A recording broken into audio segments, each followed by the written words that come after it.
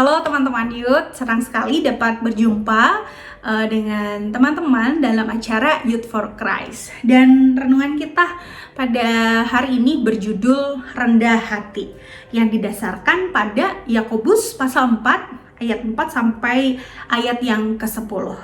Sebelum kita merenungkan mari kita berdoa. Tuhan, terima kasih Engkau berkati kami dan beri kesempatan untuk merenungkan firman-Mu. Sertai pula kami Tuhan, agar kami dapat memahami dan kami juga dapat melakukannya. Di dalam nama Tuhan Yesus kami berdoa dan mengucap syukur. Haleluya, amin.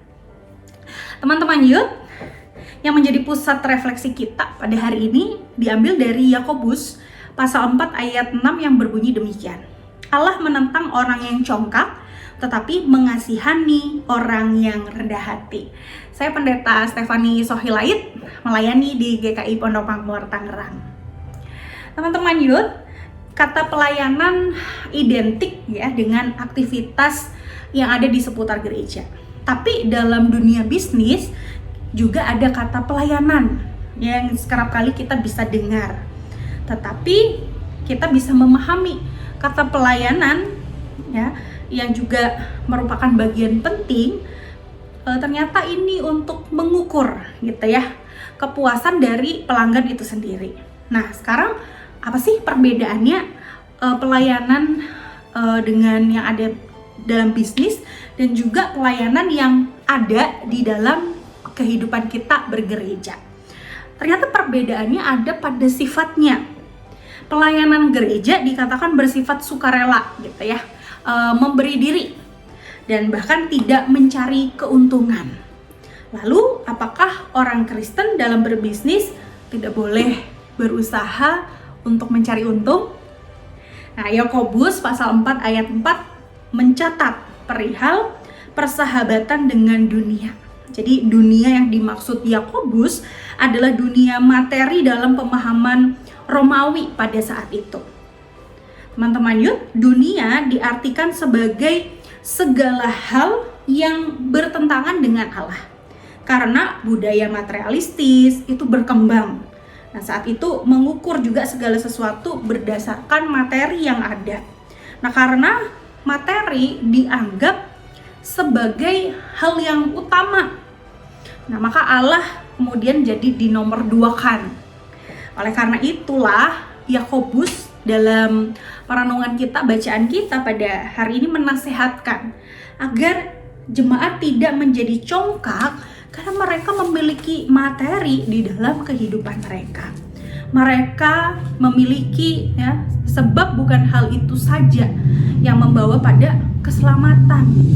Materi adalah benda mati, maka kitalah yang harus bisa mengontrolnya dalam kehidupan kita, bukan jadi sebaliknya. Nah, orang-orang yang congkak menganggap bahwa materi adalah segalanya.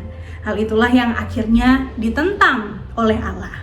Nah, teman-teman Youth, kita harus bekerja untuk memenuhi kebutuhan kita.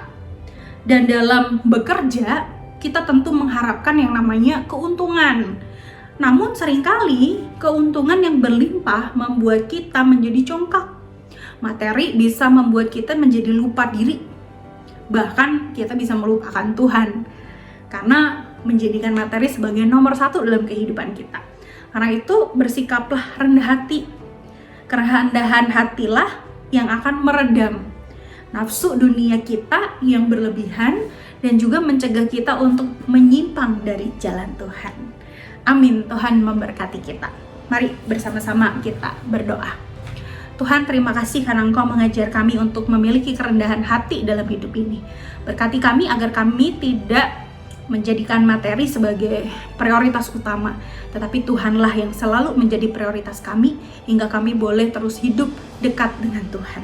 Berkati kami Tuhan untuk selalu punya kerendahan hati dalam setiap hidup kami.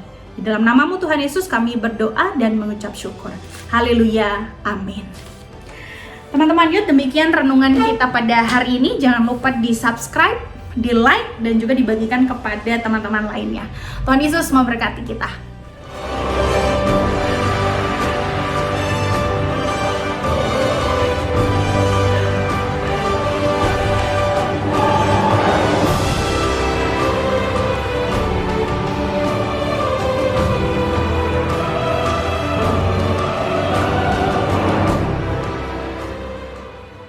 Sahabat, mari dukung pelayanan dan pekabaran Injil melalui YKB dengan membagikan link acara ini kepada sebanyak mungkin orang. Dukungan juga dapat saudara lakukan dengan mentransfer dukungan finansial ke rekening BCA ke nomor 450 305 2990 450 305 2990 atas nama Yayasan Komunikasi Bersama.